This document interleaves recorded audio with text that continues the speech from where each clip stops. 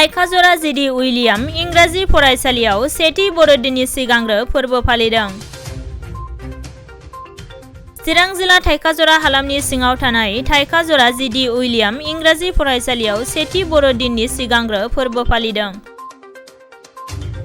बे हाबाफारियाव गाहाय आलासि महरै बर' बाप्टिस्ट चार्च एस'सिएशननि इभान्जेलिस्ट सैतेन नार्जारी, थुक्राझार जिडि उइलियाम इंराजि फरायसालिनि गाहाय फोरोंगिरि सबेन मुसाहारि, BBAIDनि बिथोनगिरि हेमेन बरगयारी, बर' बाप्टिस्ट चार्च एस'सिएशननि ओनसोलारि पास्टर रेभारेन्ड रनजित बसुमतारी आरो ओनसोलनि गोबां गुन गोनां आलासिफोराबो बाहागो लादोंमोन। बर'दिना जिसु ख्रिस्टनि जोनोम जाफैनाय आरो बिनि थांखिखौ फोरमायथिनायनि गेदेर सान होननानै बर' बाप्टिस्ट चार्च एस'सिएशननि इभान्जेलिस्ट सैतेन नार्जारीआ फोरमायो।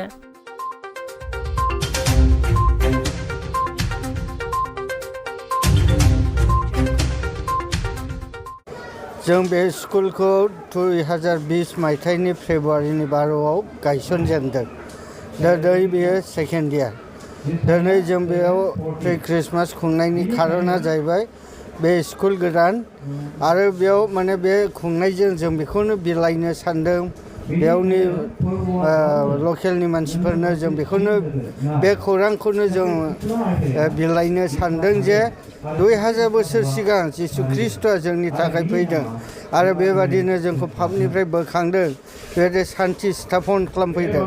बे सान्थि स्थापन खालामनायखौ जों बे गथ'फोरनि रंजानाय आरो बे एरियानि जोंनि मानसिफोरनि रंजानायनि गेजेरजों बे सान्थिखौ जों बुजायनो थाखायनो दिनै बे प्रि ख्रिस्टमासखौ जों बेयाव खुंदों।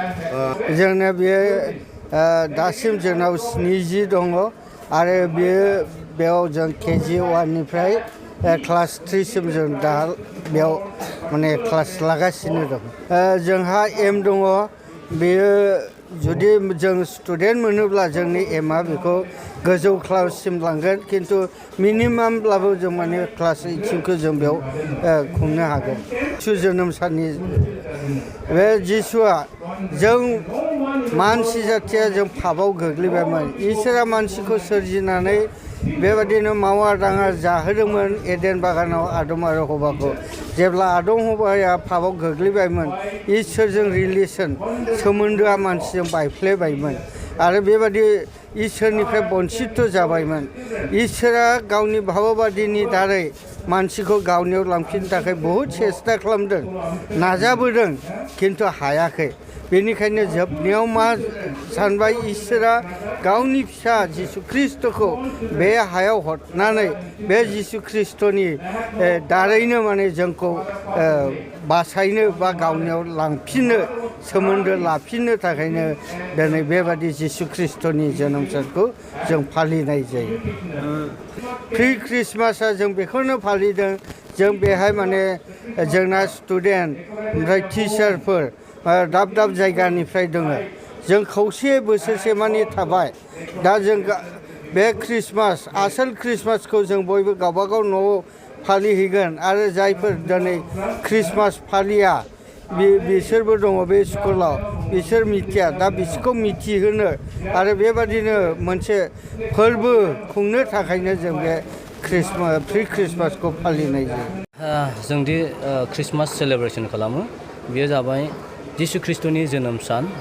जोंदि ख्रिस्टमास सेलेब्रेसन खालामो, बेयो जाबाय जिसु ख्रिस्टनि जोनोम सान आरो बे जिसु ख्रिस्टनि जोनोम साना बिफा इसोरनि गिदिर अननायनि मोनसे फिथाइ।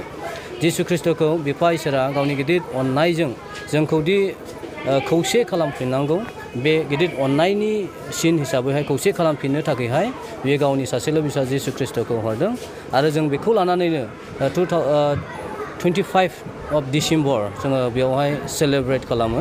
जोङो सेलेब्रेसनखौ जोङो अबजार्भ खालामनाय जायो। दा बेनिखायनो जोङो दिनैहाय बेवहाय प्रि ख्रिस्टमास पालन खालामनाय जादों। बेयो जाबाय बेवहाय जि मोनसे स्कुल दङ, बे स्कुला गोबां स्टाफ आरो स्टुडेन्टसफोर दङ। दा बियो गावबागाव न'आव थांनानै गुबुन गुबुन मोनसे मण्डलिफ्रावहाय बे फोरबोखौ खालामहैनाय जागोन आरो बे इसेबां बोसोर थानायखाय बा बोसोरसे थानायखाय बेयावनो खनसे ज' मोनसे बे जिसु ख्रिस्टनि जोनोमाव जोङो रंजादोनि होननानैहाय बेखौ खालामनाय जादों। दा जोङो दिनैहाय बेबायदि मोनसे प्रि ख्रिस्टमास सेलेब्रेसन खालामबाय आरो फैगोन 25 डिसेम्बर बे जों जेरावहाय जोङो जिसु ख्रिस्ट'नि जोनोम सानावहाय जोङो रंजायो बेयावबो जोङो बयबो जिसु ख्रिस्ट'नि जोनोमनि मुङावहाय बयखौबो सिगां जेरैबायदि खौसेयै रंजायोमोन बेबायदिनो गोसो खुसि सान्थि लानानैहाय जिसु ख्रिस्ट'नि जोनोमाव जिसु ख्रिस्ट'नि जोनोमखौ नाजावनो आरो पालन खालामनो थाखाय आङो खावलायहरनाय जाबाय। थांनाय बोसोरफ्राव जे बर'दिनफ्राव ख्रिस्टमासाव मोजां फालिनो मोनाखै देग्लाय बेसेबांसिम आसा खालामदों? थांनाय बोसोराव जोङो बे बोथोरनि माखासे समायसायावहाय जोङो बेबायदि गाजा गोमजायै जोङो पालन खालामनो हायाखै नाथाय जोङो देग्लायहाय जों आसा खालामदों जोङो सिगां बोसोरफ्राव जेरै रंजायोमोन बेबायदिनो गाहामै जोङो पालन खालामफिननो मोनगोन होननानै जोङो आसा खालामदों।